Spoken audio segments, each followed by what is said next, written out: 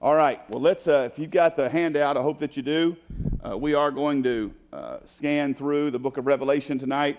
And again, one way that I've done this is to help me kind of understand kind of what each chapter is, what it covers, and we'll look at that tonight. We won't spend a ton of time in each place because obviously we don't have that time to do that. We have 22 chapters to cover, but I do want us to have a good grasp of what's happening. Let me ask you to pray for one more thing for us. Friday, our state wrestling tournament was supposed to be last weekend. It got postponed to this weekend, so we will be having our tournament on Friday. And so I know that our boys are playing, our girls are playing. We'll be in our state tournament on Friday. So we've got 3 guys going to the state tournament. They narrowed it down to only the top 2. So I've got 3 guys going, but all 3 of those guys should be state medalists this year for us, and it'll be the first time in Lebanon's history that we've ever had 3 medalists. So I am wound tighter than a banjo string. I can just tell you. So my stomach is not doing well. But anyway, we're going to get there. I told the boys today, I said, I know I'm a lot more nervous than you guys are. But we'll get there. Looking forward to that. All right. Let's look at Revelation. Let's do this before we dive into the book. So that we can have a good grasp on major events in Revelation. We know that we're going to say we're here. We're waiting for this event to happen, which will be the rapture of the church. Between this is 7 years tribulation, which will be split specifically into 2 3.5-year segments. This will be the Battle of Armageddon, which will be the second coming of Christ. A lot happens in these 7 years that the book of Revelation covers. After the Battle of Armageddon, we know that what begins to happen is the 1,000-year reign, which is we call the Millennial Reign of Christ, where we will be actually reigning with him on this earth. And then at that point, Satan is let loose one more time, and he's judged. And at this point, we have the Great White Throne Judgment here. We have the new heaven and new earth. And then we will spend all of eternity with the Lord. Now, all of the book of Revelation covers all of that. All right, so there's a lot of details that happen in the book of Revelation, but it's real helpful if you can kind of remember how these events happen. Because the book of Revelation, if I could do it, and I can't do it, but maybe I'll try to create this for you, a great graphic would be to see where each one of the books kind of fall into the timeline. And that'd be difficult to do, but it's something that we can create. But we know, for example, that Revelation 1 through 4 goes to this point right here. And then we kind of go from there. So anyway, this is, and then we know Revelation, for example, Revelation 20 picks up right here to 22, and then everything else is over the 7 years of tribulation. So really, Revelation 5 through 19 deals with what happens in the 7 years of tribulation. Okay?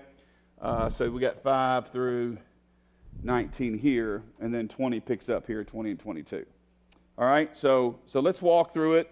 Again, we won't have a ton of time to dive in, but I do want you to have a good grasp of the entire book. All right, let's dive in. Revelation chapter 1 was John's instruction in the beginning of the vision. So intro, John letting people kind of know what's happening. He's talking to us. Then he begins explaining the vision. So that's what's neat about chapter 1, is chapter 1 is really just his vision. Chapters 2 and 3 then begin the 7 churches. So this is all happening before. So this is kind of now church history. So the letters of the 7 churches are Revelation 2 and 3. All right? And those 7 churches are Ephesus. We talked about losing their first love. Smyrna was the suffering church. Pergamum was the tolerant church, where they were tolerant of evil. Thyatira was the corrupt church, where they had just kind of bought in to evil. Sardis was the dead church. Philadelphia was the favored church, and Laodicea was the lukewarm church. So that's what you have in Revelation 2 and 3. Now, understand and remember that Revelation 2 and 3 kind of sets the stage for everything happening. So we're living, and we've been living. This is really kind of reflective of the church age itself. So we're in the church age right now. We are in the bride of Christ stage right now. And so that's why you've had these basically 7 things. We talked about this. Some people feel like that each one of these kind of represents a stage in church history, and that we are in this stage right now. We talked about that. Others just feel like this is basically representative of what all churches can become. Now, 2 churches, this is important to remember, 2 churches did not get a warning. You remember which 2 they were?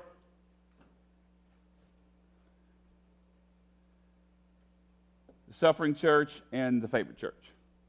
Those are the 2 churches out of the 7, Smyrna and Philadelphia, that did not get a warning. Okay, so Revelation 2 and 3, 7 letters to the churches. All right, Revelation 4 is where the rapture happens.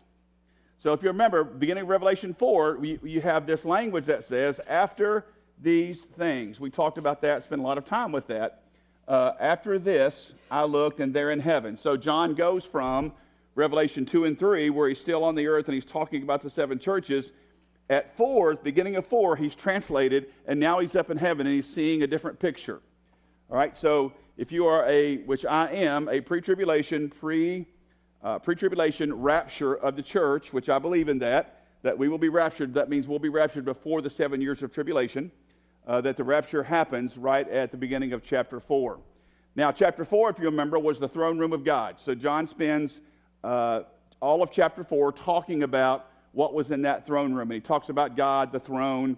And if you remember in chapter 4, we didn't get the Lamb until Revelation 5. Okay? So we go from Revelation 4, throne room, then we move into Revelation 5. We're still in the throne room of God, and a scroll was presented. Remember, an angel brought a scroll, and the biggest concern about the scroll was what? Who was worthy to open the scroll? And that's where we have the entrance of the Lamb. And if you remember how the picture was, and the rest of Revelation 5 was about the worthiness of the Lamb. If you remember, it talked about what did Jesus look like. What did the Lamb look like when he came out, when he presented himself? Do you remember?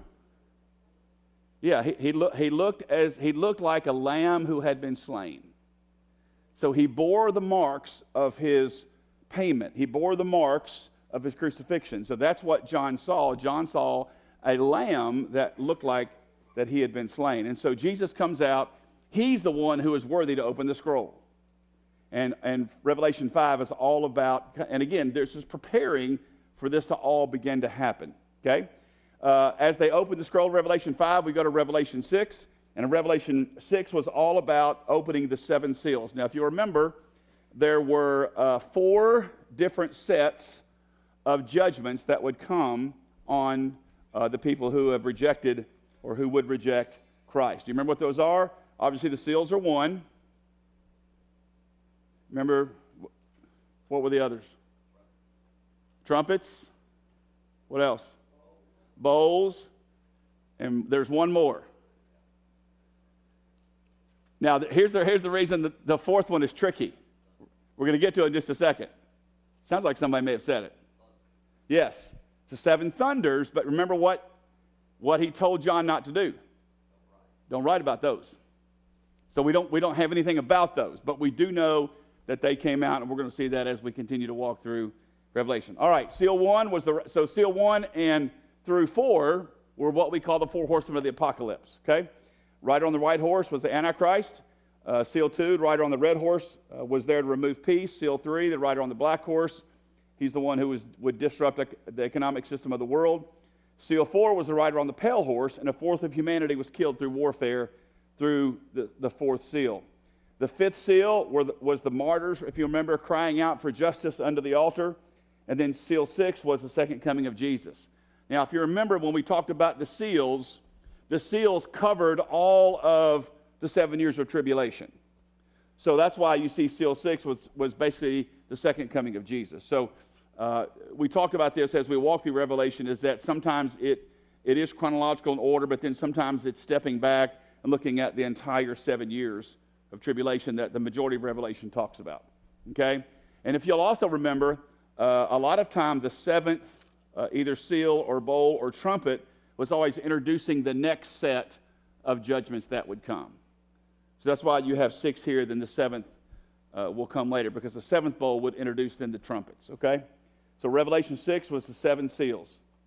All right, so we're into the tribulation now. So we've gone to Revelation 5. Revelation 6 is where you enter into talking about here's what's going to happen during this 7 years of tribulation. All right?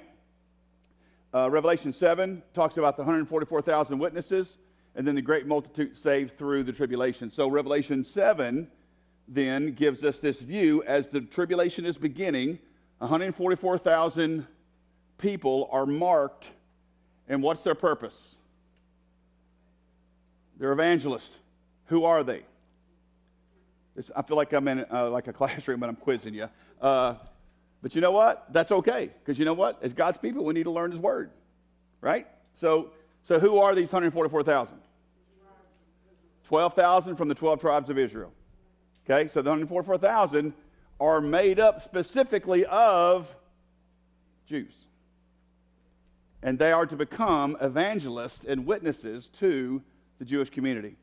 But then we get, at the second half of chapter 7, this great multitude that are saved through the tribulation. And if you remember, what was significant about the great multitude that was saved through the tribulation? Every tribe, tongue, nation, and people. All right, so it's not just the Jewish population who's going to be saved during the tribulation period. It's every tribe, tongue, nation, and people. That's what we see happening in this picture of Revelation 7. Now, Revelation 7 is, again, another one of those chapters that kind of steps back. It's not in the chronological line, but it's kind of looking at here's what happens, here's the effect of this 144,000 witnesses and what they will actually do. So 7 kind of gives us the picture of that, all right? Then we have the 7 trumpets in 8 and 9. Now, again, this is God pouring out His wrath during the tribulation period. So this is why we'll just kind of, when we look at it in this form, it seems like it's just bad on top of bad. Well, that's exactly what the tribulation is. Now, remember, we're in the first half of the tribulation right now, so all the evil things haven't been revealed yet. The Antichrist is on the scene, and obviously the false church is on the scene, but those things that haven't really turned evil haven't really happened yet. So we're still in that first 3.5 years. 7 trumpets are in 8 and 9. Trumpet 1, a third of the earth and trees were burned up with all the green grass. We talked about the impact of that, the impact on the oxygen of our planet, things of that nature. Trumpet 2, a third of the sea became blood, a third of the sea creatures were killed, and a third of the ships were destroyed. All right, that was the second trumpet. Trumpet 3, a third of the drinking water became poison. Trumpet 4, a third of daylight was removed. Now, as we talk through this, again, you're talking about God pouring out His wrath on mankind. Now, you may ask yourself the question, we've studied through this and we've walked through this, but if you're just kind of diving into this, you go, man, why is this happening? What's going on here? This is God's wrath. This is, if you remember what we talked about, Jesus, when He paid for our sins, what did He do for us?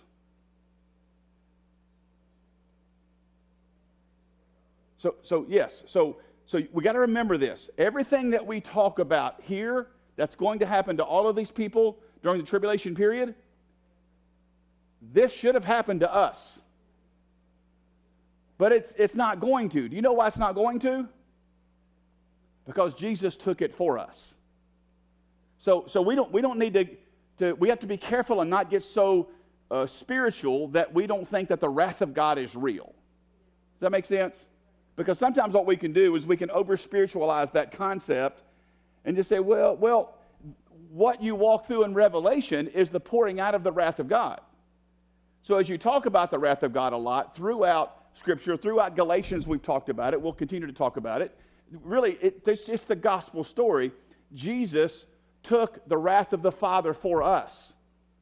So all that these people are going to get, all that everybody gets that reject Jesus, That's what he did for us.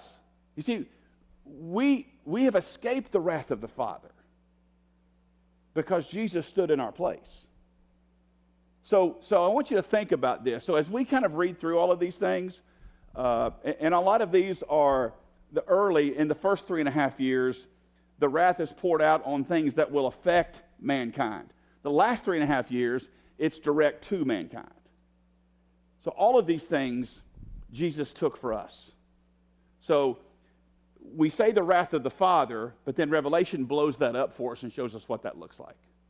Okay, which again, I think as I've walked through this with you all this time, it's helped me to understand and have a greater, if you can have a greater appreciation, it's not even the right, it seems like such a poor word, but a greater love for Jesus because of what he went through for us.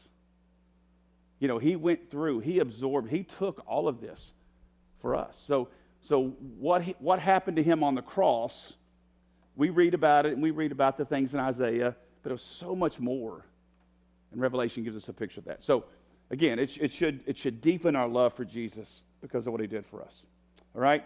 So that's trumpet 4, and that's in Revelation 8 and 9. Trumpet 5, if you'll remember, the demonic forces were released, and they were given authority to torment people for 5 months.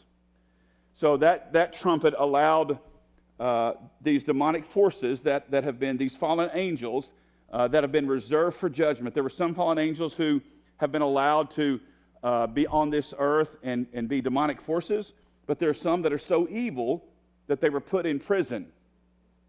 And so these demonic forces are released now during this part of the tribulation to torment people for 5 months. Then trumpet 6 we talked about was this great eastern invasion that comes against the world. Okay? That's Revelation 8 and 9 are the trumpets. Revelation 10 is where we get into this concept we talked about a minute ago, the 7 thunders. Now, the 7 thunders, we were told, don't write this down. John was told, don't write this down. So when you read Revelation 10, you get that's the third of the fourth judgments that were to come. The worst is yet to come, but this one was not written down. Now, Revelation 10 begins the second half of the tribulation. Okay, so that's important to note. So if we kind of were looking at our timeline, and we were looking at those, if we were kind of looking at the 7 years of tribulation, and you had this being the 3.5 mark, then we would have basically Revelation 5 through 9 would be talking about the first half of the tribulation. Revelation 10 begins the second half of the tribulation. Okay? So to that, we're going to kind of step back again because we're beginning the second half of the tribulation. So we're going to get some language where we're stepping back and kind of looking at the whole picture again. Then we're going to dive back in. So that's how, and you'll see that in Revelation 11. So 10 is the beginning of the second half of the tribulation. Revelation 11 introduced to us the 2 witnesses. Let's talk a little bit about the 2 witnesses. Now, what's interesting is that they were sent to prophesy for the entire period of the last half of the tribulation. And if you remember, they represented the law and the prophets. So we speculated, we said we weren't going to do that, but we did here, because a lot of commentators do this. We speculated that the 2 witnesses were probably who? Moses and who? Elijah. Moses, because he was obviously the one who was the lawgiver to the people. Elijah, because he was really called the son of the prophets. But also, what do we know about Elijah? As that he died. He was translated, that's right. So the 2 witnesses come. Now, Revelation 11 is one of those chapters that kind of sits back and kind of shows you, hey, this is kind of what's happening during the second half of the tribulation period. You've got these 2 witnesses who are going to come and prophesy. What happens to the 2 witnesses? They're killed. Remember, the Antichrist kills the 2 witnesses. That's toward the end, after at the end of the tribulation, and then they're resurrected and taken up to heaven. Now, also in Revelation 11, the 7th trumpet's blown. Okay, so if you remember, we talked about trumpet 6, hadn't got to 7 yet. So all this happened before the seventh trumpet was blown. All right? Now, Revelation 12, it talks about, and this was one of those very complicated chapters, so we dug into this. It's been a good amount of time here, but it was important for us, again, to know what was happening here during the second half of the tribulation. We talked about the woman, the dragon, and the war in heaven. Now, it's really going to be amazing to me if you remember who the woman was. This is a hard one, because unless you kind of dove back into it, it's hard, because we talked a lot about who this could have been and what it could have sounded like, because it sounds like when you read it, it sounds like it's Mary. It's referencing Mary, but it wasn't referencing Mary. Who was this referencing? Anybody want to take a guess? It's not Mary. Israel. Thank you. Remember? So basically, Israel was the woman. Okay, so we had that picture, and it basically talked about how the woman would give birth, and the dragon would be there, wanted to kill the child. Then the woman would be taken and hid back in the crevice and protected during the last half of that tribulation period. So Revelation 12 gets into that. It gets into the dragon. So now you've got the presence of the dragon. Basically, Revelation 12 and 13 gives us the I hate to keep using the word revelation, but the revealing of the unholy Trinity. We talked about that. So you've got the unholy Trinity would be the dragon, the Antichrist, and the false prophet. Okay? So you've got the dragon, and then you have the war in heaven. So in Revelation 12, there is described, I'm sorry, Birdie, I talked about the dragon. Oh, we talked about the war in heaven. Now, if you'll remember, in 12, a lot of times people look at Revelation 12, and if you just read it out of context, it sounds like it's talking about the fall of Satan. But that's already happened. Revelation 12 is not that. Revelation 12 is where Michael has a war and kicks Satan and all of his fallen angels out of heaven. Remember, we talked about that Satan still had access. So that's a picture that Revelation 12 painted for us. And so we see that throughout some of the Old Testament. You don't see it as much in the New Testament until you get to this picture in Revelation. So that was what Revelation 12 was, okay? Revelation 13, we got into the revelation of the Antichrist. So up to the first 3.5 years of the tribulation, the Antichrist is who? What character is he portraying? Yeah, he's not a religious figure, he's a political figure. Remember, the Antichrist is a political figure. He's going to be leading. He's going to lead the one world government, 10 nations that 10-nation tribe that he's going to lead. Now the Antichrist is going to reveal himself in the second 3.5 years as to who he really is. We also get introduced to the false prophet here, and the mark of the beast is the first time it shows up is Revelation 13. Okay? Now, so what does that hopefully help you feel comfortable about when we know that the mark of the beast doesn't happen until the second half of the tribulation period? And I'm not being silly here, but some people were concerned that the COVID vaccine was the mark of the beast, right? There was talk a lot about that. A lot of people made videos, things of that nature. Well, we can say easily, not just from a silly perspective, but from a theological perspective, that can't be true. It can't be true, because if it is, then all of our theology is wrong. Because the mark of the beast doesn't come until the second half of the tribulation. And we're not in the second half of the tribulation. I can tell you that. We're not there yet, right? So hopefully that gives us a little bit of rest about that, okay? All right, so Revelation 13, introduction of the mark of the beast. Revelation 14, that's where we get a little bit more description about the 144,000. And then we get an announcement from 3 angels. And then we have the explanation of 2 harvests. That happened in Revelation 14. Now, here's what the 3 angels announced. They announced the hour of judgment. Now, you would say to yourself, well, there's been judgment happening already. And there has been. But the greatest judgment hasn't happened yet. Because the bowls of judgment are the greatest judgment upon people who've rejected Christ. And that is what's about to happen. Babylon has fallen. We talked about the new Babylon. Most people feel like that's probably the reinsurgence of Rome and everything kind of happening in that area. And then it talks about the fate of the people who've received the mark of the beast. So those are the three announcements from the three angels, very clear in Revelation 14. And then you have two harvests. Now, at this point, we talked about this. You can go back and look at this. But there were two harvests that happened. One was Jesus' harvest of those who rejected him. So it talks about Jesus swinging his sickle. And this was a part of his judgment. And then the second harvest was the first glance of the Battle of Armageddon.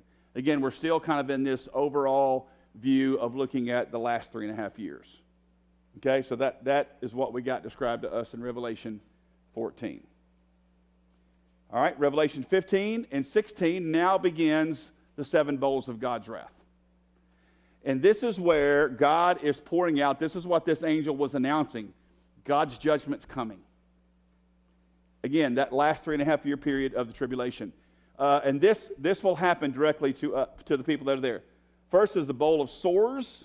Now, what do you remember us comparing these bowls to? Yes, yeah, thank you, yeah. So the plagues that went against Egypt, remember we kind of went back and we were able to kind of trace and see, well, there's a lot of similarity between the two. The bowls of sores was number one. Number two, the second bowl was the bowl of blood in the seas, which obviously destroyed the rest of the sea. If you remember earlier, a third of the sea was destroyed. This destroys the rest of the sea. The bowl of blood in fresh water, so this ruined all the fresh water supply. The bowl of fire, where fire came down from heaven, much like we saw we read about in Sodom and Gomorrah. The bowl of pain, that was the bowl where, if you remember, they were in such agony and such pain that they were destroying each other. The pain was so bad. Number 6 was the bowl of preparation, which was really interesting. Now, I'm really going to give somebody a candy bar if you remember what happened here. What happened? Now, well, this is, and the candy bar I'm going to give you is in my office. It's only about that big, so I mean, don't kill yourself on this one. But what is the bowl of preparation? You remember what that was? Oh, who said that? Teddy, you want your candy bar? Bowl of preparation was the river Euphrates dried up. The Euphrates. So what did that allow those to do? The Euphrates River was the boundary that kept the enemies out. So that drying up allowed the enemies to come in for what? The Battle of Armageddon. That's exactly right. Okay? So that was the bowl of preparation. 7 was the bowl of destruction, which will be the Battle of Armageddon in and of itself. Okay? And again, these 7 happened over the last 3.5 year period of the tribulation. Okay, so obviously this doesn't have to happen at the beginning, but this is giving us that overall view. Okay, Revelation 17, we talked about the destruction of the great prostitute. Who was the great prostitute? False church. So the false church was the great prostitute. You get some great illustrative language in Revelation 17 when it talks about the great prostitute and how the great prostitute rode on the back of the dragon. And you get this picture of her, of all the leaders of the world being drunk on her wine. And so the picture of, we talked about this word prostitute also means the word substitute. So it was the substitute church. It was the false church. It wasn't the real church. It's the false church. Here's what we probably can't comprehend, is that the church continues on after the rapture. That is mind-blowing. Now, you may say to yourself, and it is true, that there are a lot of churches that will be missing a lot of members. But it's very hard to say. I mean, rapture happens tomorrow. How many shows up Sunday morning right here for worship?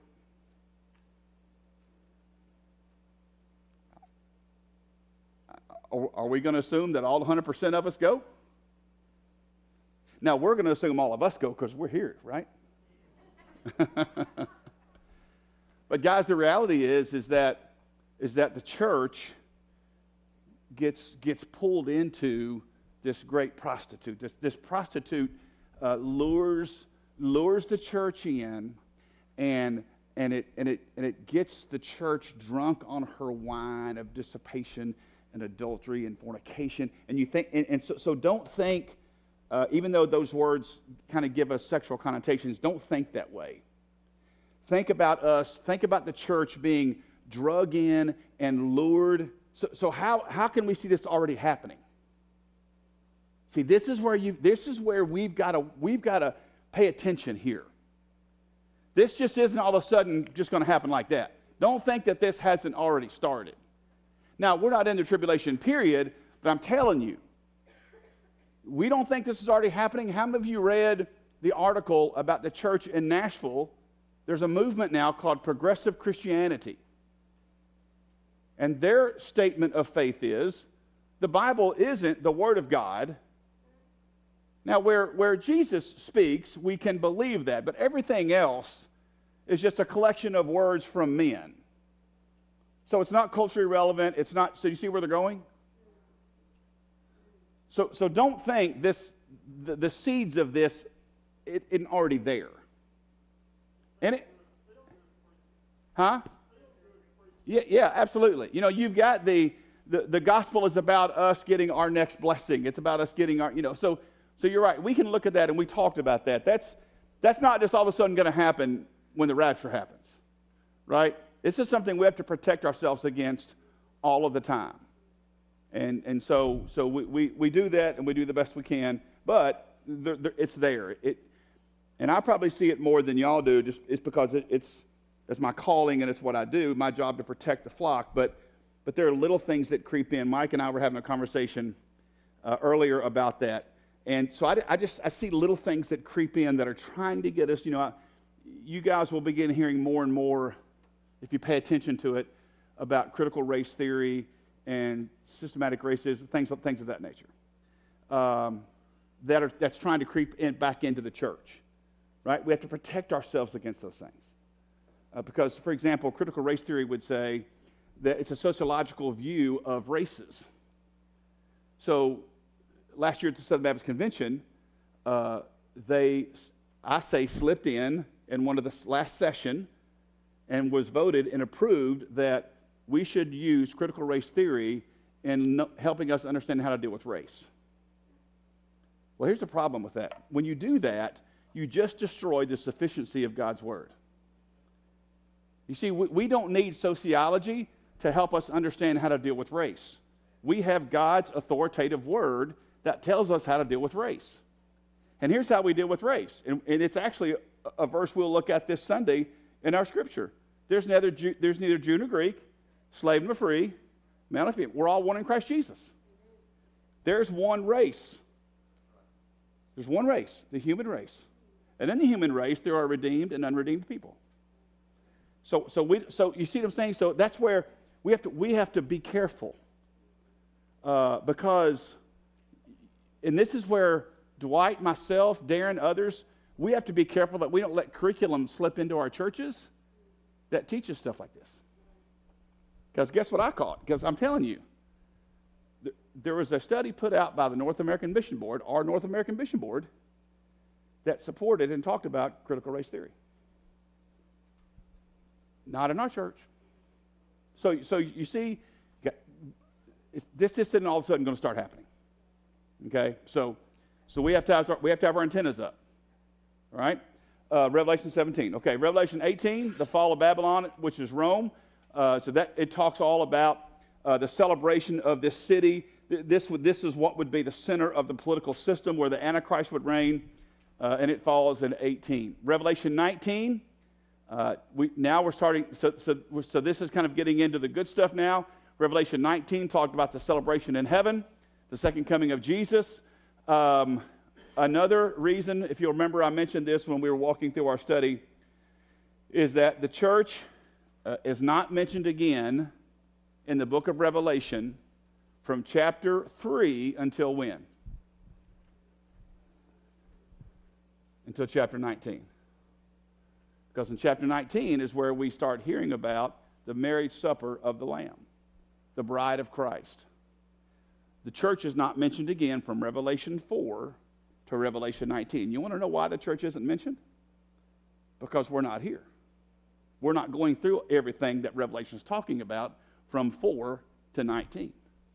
And that's why, it's one of the reasons why I firmly believe in a pre-tribulation rapture of the church. We're not here. So you've got the celebration in heaven, Revelation 19, and it talks about, again, the second coming of Jesus, which will be, this is where the Battle of Armageddon will happen, and all of that will, now we're kind of back on a chronological view of 17, the fall of the great prostitute, 18, the fall of Rome, 19, or Babylon, Rome, 19, celebration in heaven, because this has happened. Second coming of Christ happens. We get the chronological view of the second coming of Christ in Revelation 19. Now, here's what we brought up about this that I would want you to remember. A couple really neat things happen in these last chapters. If you remember, when it talked about the second coming of Jesus, the Battle of Armageddon, what did it talk most about?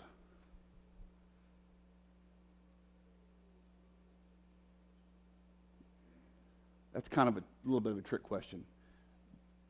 I don't want you to feel like it talks most about Jesus.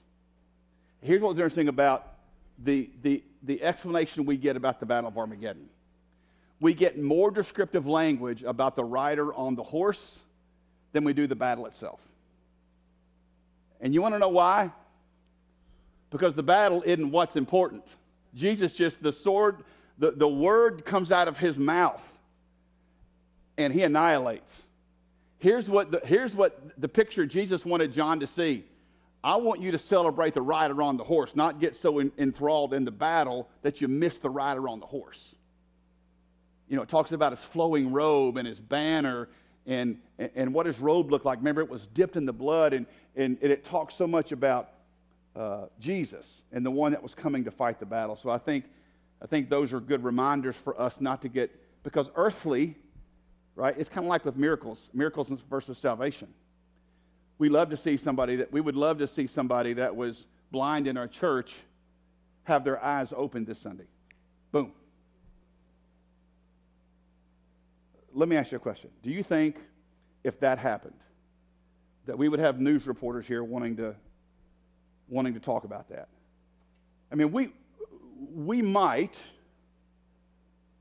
But what about when a 9-year-old child walks down and gives their life to Christ?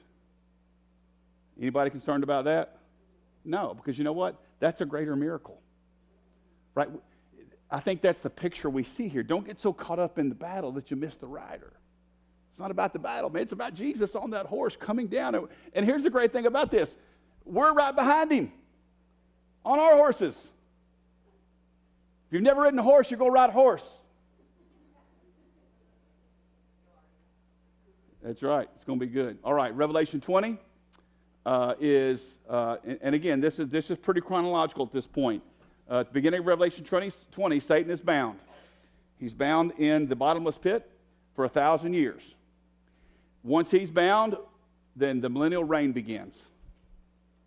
Now, what do you remember about the Millennial Reign? Where's it going to happen? Right here on this earth. Right here. The earth we're standing on. It's happening right here. And what are we going to be doing? We're going to be reigning with him. The bride of Christ will be reigning with him on this earth over all of those who have gone through and survived the tribulation period. We're reigning with Christ. At the end, for 1,000 years, and we talked about, remember, life being extended, things being different. We talked about since Satan is bound, evil is bound. It's almost like for 1,000 years we get a glimpse of what's about to come, but it's going to be even better. So for 1,000 years we get this picture of Satan bound, but we're still on this earth. And here's the thing about the millennial reign. We're still here, but guess what's still here as well? The curse is still here. The creation's still groaning for the day of redemption. So we're here, but we're with Jesus, and he's reigning here on this earth. At the end of 1,000 years, Satan's released, and he's released one more time to go out and gather who he can gather. He says, Jeff, who's he gathering? He's gathering all those who have been born, who now will have an opportunity to respond to either Christ or the sinful nature that lives in them. Because people will still be born during the millennial reign of Christ. Okay? Satan is released. God just wipes it out, takes care of Satan, and then the great white throne judgment happens in Revelation 20. Remember Revelation 20, great white throne judgment. All of those, the sea gives up their dead. This would be the last group who's yet to be resurrected. Those are all who have rejected Christ. They're judged by their works and the fact that they're not in the Lamb's Book of Life. Right? Because if we reject Christ, if we reject what he did for us, we're saying that we can earn God's righteousness. And so God, as a just God, gives us a chance to be on court to do that. And everybody fails. Thrown into the lake of fire, which is where the unholy Trinity is at this point. Okay, Revelation 21 is the great chapter about the new heaven and the new earth. If you remember, we don't get much about the new earth. We get a lot about the new heaven. This is the new Jerusalem that it talks about. The new earth, we don't get much about the new earth. I made this statement, and I think it's pragmatic, but I think it's true. We don't get much about the new earth because I think John and probably Jesus expects us to understand the earth. We've lived on the earth. It's the fallen earth that we've lived on, but we're about to see a new heaven and a new earth. But we get a lot of detail about the new heaven, the new Jerusalem, which is where we as the bride of Christ will reside. Revelation 22, we get more detail about Eden restored. That's where we went back and we looked at those things that were in the Garden of Eden are actually in the New Jerusalem. The tree of life is in the New Jerusalem. The living water, the river of living water that flows down the middle of the New Jerusalem with the tree of life, multiple trees of life, all lining the river of life. We're all in Revelation. And then it ended in Revelation 22, which I think is awesome because it's like this picture of Jesus stepping out and telling John, listen, tell people, come. If you want the water, come. If you're thirsty, come. Jesus gives an invitation. He gives an invitation, and he tells John, John, write this down. But listen, whatever you do, John, with your life, tell them there's still time. There's still time. And that's how the revelation ends. And then John kind of steps out and ends it himself and says this, come, Lord Jesus. So hopefully through the study of Revelation, we gained a greater yearning for the coming of Jesus. All right, that's Revelation in one night. How about that? All right. Now, some of you are saying, why did it take us 6 months? Well, listen, here's my desire, guys. I love to dive in deep and walk through, but then I never want us to sometimes to step back and look at it in its totality. Because I think when you do that, we get the details, but then we step back and we go, like you get the 30,000-foot view, and this is how I remember it. This is what helps me to remember kind of all that's happening in the context of the timeline. And I have to go back and look at these things because if you come up to me tomorrow and say, hey, what's Revelation 14? You know, I want to think through it. You know, right, we're all there. But hopefully you have a better grasp of a book that sometimes can seem a little bit untouchable. We don't want to dive into it because we can't understand it. We can understand it. We can understand it. But it's the Holy Spirit who gives us understanding. Okay? All right. It's 7:30 and we don't have any time for questions. And probably with the book of Revelation, that's probably a good thing. Because you maybe ask me a question about the new earth, and I'm not going to have an answer for it, all right? All right, let me pray for us. Father, thank you for walking us through 22 chapters of a great revelation. God, it's your story for us. It's your revelation to us to show us, Lord, what you did for us. Those of us who have given our hearts to you, have responded to your call. This is what you did for us. Lord, thank you for absorbing every bit of this for us. Thank you for the richness of this book. And thank you, Holy Spirit, for giving us understanding. We can't understand this on our own. But Father, you give us understanding through your Spirit, so thank you for that. Lord, let us hang on to the invitation. There's still time. There's still time, Lord. Father, you can rapture your church at any moment in time. So, Father, we say, come, Lord Jesus, come. Father, come tonight. We're ready for you. But, Father, until then, let us be passionate about spreading the true gospel. Lord, not the gospel of the world, your gospel. And I pray for that for us in Jesus' name. Amen. All right, God bless you guys. Look forward to seeing you Sunday morning. We'll be back in Galatians.